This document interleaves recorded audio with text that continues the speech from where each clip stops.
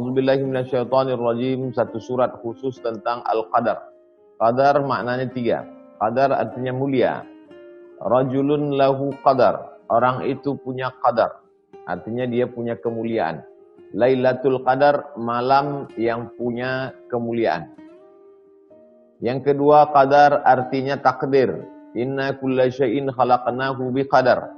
Segala sesuatu kami tetapkan qadar. Kadarnya, takdirnya, ukurannya. Takdir sudah ditetapkan di Lauhil Mahfuz. Tapi ada takdir tahunan yang ditetapkan pada malam Lailatul Qadar. Maka kita disuruh banyak berdoa pada malam itu supaya takdir secara umum sudah, tapi detail untuk tahunannya kita mintakan dibuat baik di tahun yang akan datang.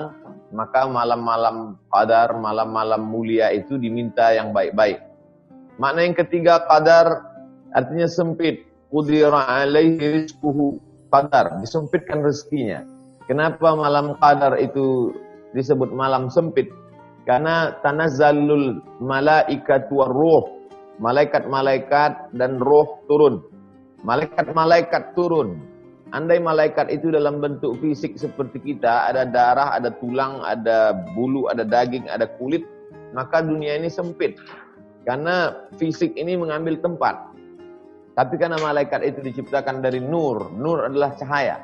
Cahaya sebanyak apapun dia di ruangan ini, dia tidak mengambil tempat. Karena dia bukan bentuk fisik. Cahaya tidak perlu pada tempat. Akan tetapi cahaya matahari menjadi redup. Itulah mengapa salah satu tanda dari Lailatul Qadar adalah pada waktu subuh pagi terbit matahari, matahari redup karena dikalahkan oleh cahaya malaikat. Tanazzalul malaikatu warruh. Malaikat kalau turun mendatangkan ketenangan. Maka malam itu disebut malam yang paling tenang. Walladzi anzalas sakinata. Allah yang menurunkan ketenangan. Ketenangan malam itu dibawa oleh para malaikat. Tanazzalul malaikatu, sepakat semuanya malaikat turun. Warruh, yang dimaksud dengan ruh ada dua pendapat. Yang pertama, ruh nama lain dari Jibril alaihissalam.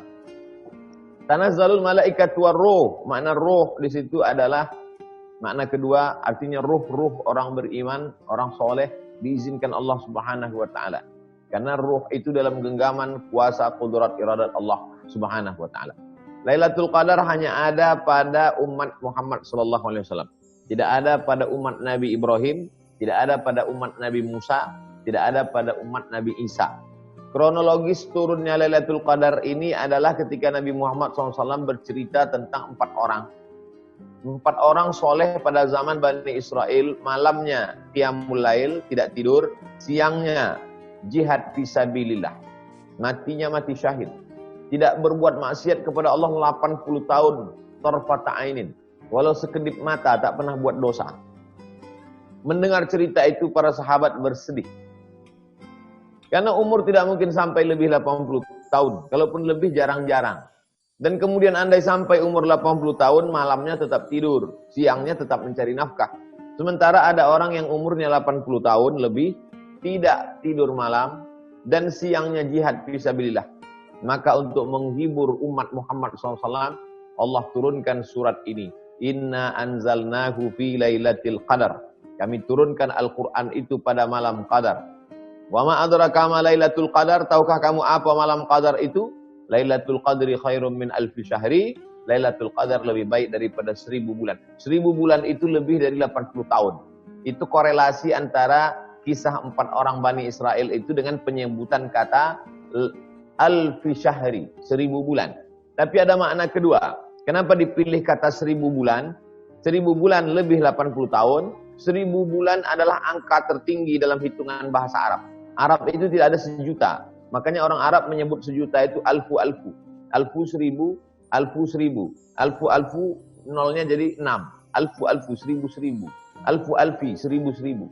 Jadi kalau mau menyebut sejuta salam untuk Nabi Muhammad, alfu-alfi salam ila Nabi Muhammad sallallahu alaihi wasallam. 1000 salam.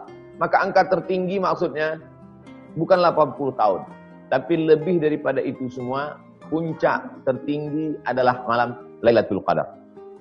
Kapan terjadinya malam Lailatul Qadar?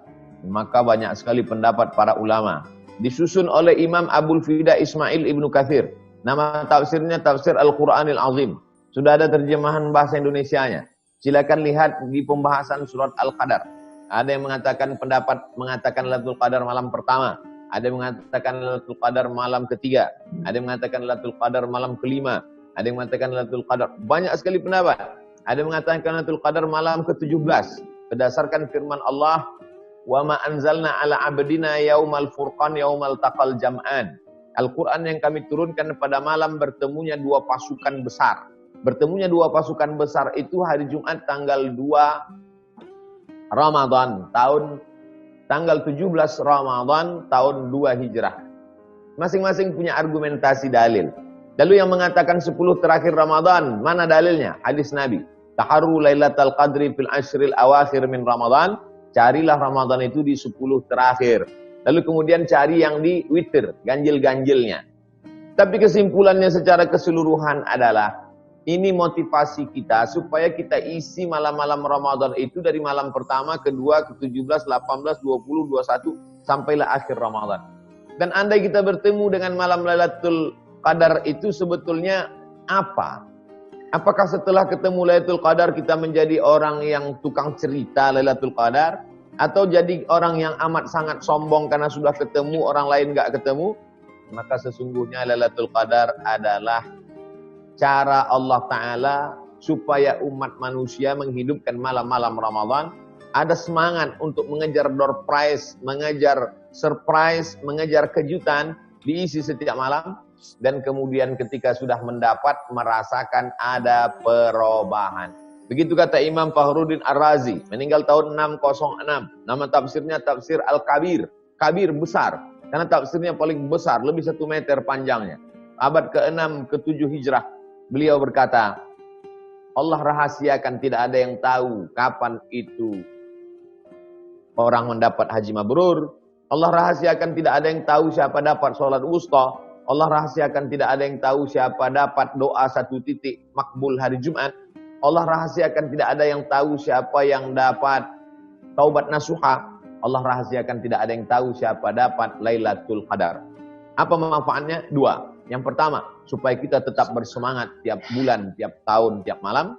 Yang kedua, supaya kita merasa diri kita belum pernah dapat sehingga terus ingin beramal saleh. Adapun orang yang merasa dirinya sudah dapat lalu menjadi tukang cerita, tidak ada perubahan apa-apa, maka sesungguhnya bukan Lailatul Qadar. Lailatul Qadar, sebelum ketemu Lailatul Qadar orangnya sombong, setelah ketemu orangnya menjadi rasa takut dalam hati. Sebelum ketemu Lailatul Qadar orangnya malas beribadah. Setelah ketemu menjadi amat sangat bersemangat berjihad beribadah. Jadi sebenarnya Lailatul Qadar adalah bagaimana hubungan hati kita dengan Allah Subhanahu wa taala. Intinya, sisa malam yang masih ada beberapa malam lagi ini kita isi dengan banyak-banyak ibadah. Ibadah malamnya adalah qiyam. Qiyam artinya secara bahasa tegak. Qama yaqumu qiyaman, tegak artinya. Makna tegak artinya adalah tidak tidur. Karena orang yang tidur itu adalah tubuhnya tumbang. Sedangkan dia tidak tidur. Secara umum maknanya qiyam. Lalu tidak tidur itu diisi apa? Yang pertama diisi solat sunat. Kalau kita bangun malam, yang pertama solat sunat taubat. Setelah itu solat sunat wudhu dulu. Solat sunat wudhu 2 rakaat. Hadis riwayat dari Bilal bin Rabah. Sami'tu dafan na'laika baina yadayya fil jannah. Aku dengar suara gesekan sendalmu di surga. Apa amalmu Bilal? Aku tidak pernah meninggalkan sholat sunat wudhu 2 rakaat. Setelah itu sholat sunat taubat. Karena taubat kita ini banyak silap salah dosa kita. Dalilnya hadis sahih. Namin muslimin yuznibu dzamban. Kalau ada orang silap salah khilaf buat dosa. Tsumma yatatahhar, mandi atau berwudu atau bertayamum. Tsumma yusalli rak'ataini, sholat sunat 2 rakaat. Yang ketiga sholat sunat hajat. Doa yang paling baik itu didahului sholat sunat 2 rakaat duluan. Apa yang dimohonkan? Hajat-hajat, keperluan, kebutuhan kita, maka disebut dia dengan sholat sunat hajat. Setelah itu sholat sunat tahajud. Kalau tadi setelah tarawih belum ada witir, ditutup lagi dengan witir. Kalau tadi sudah witir, nggak perlu witir lagi. Kemudian sholat sunat mutlak. Jadi malam-malam Ramadan ini pertama diisi dengan sholat sunat. Yang kedua diisi dengan baca Quran. Baca Quran untuk mengejar khatam itu hanya di bulan Ramadan. Sampai para ulama itu ada yang khatamnya sittina khatamah, 60 kali khatam. Ada yang khatamnya dibagi khatam malam, khatam siang. Ada yang khatamnya dibagi khatam dalam sholat, khatam di luar sholat. Masing-masing mau ngejar banyak-banyak khatam. Karena ini adalah bulan Syahrul Ramadan alladzi unzila fihi al-Quran. Bulan Ramadan, bulan turunnya Al-Quran. Yang ketiga adalah malam itu diisi dengan zikir. Banyak-banyak zikir. Istighfar itu zikir. Salawat itu zikir. Subhanallah bihamdihi subhanallahil azim itu juga zikir. Afdalul zikri, seabdal-abdal zikir adalah la ilaha illallah. Kemudian diisi dengan muhasabah. Selama ini kita sulit muhasabah karena kesibukan aktivitas. Maka di malam-malam Ramadan sepi, sunyi, kosong, introspeksi diri. Saya ini datang dari mana, mau kemana, sedang di mana, apa bekal yang akan saya bawa, berapa banyak pejabat-pejabat, anggota dewan, bupati, wali kota, gubernur, orang yang punya kekuasaan, raja-raja kena COVID-19. Maka tidak ada alasan lagi orang berkata, sudah besar betul teguran. Sejak zaman Nabi Muhammad SAW sampailah tahun ini, baru kali inilah masjid kosong pada bulan Ramadan. Bahwa pernah kosong di Mesir, betul, tapi di negeri lain berisi. Bahwa pernah kosong di Andalusia, betul, tapi di negeri lain berisi. Satu dunia bisa kosong, kosong di Maroko, kosong di Mesir, kosong di Sudan, kosong juga di sini. Itu baru terjadi pada tahun ini.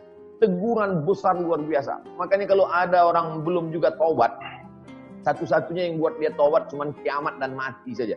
Itu pun kalau sempat lagi taubat. Kalau tidak memang sudah habis. Inilah teguran terbesar. Oleh sebab itu muhasabah, introspeksi diri.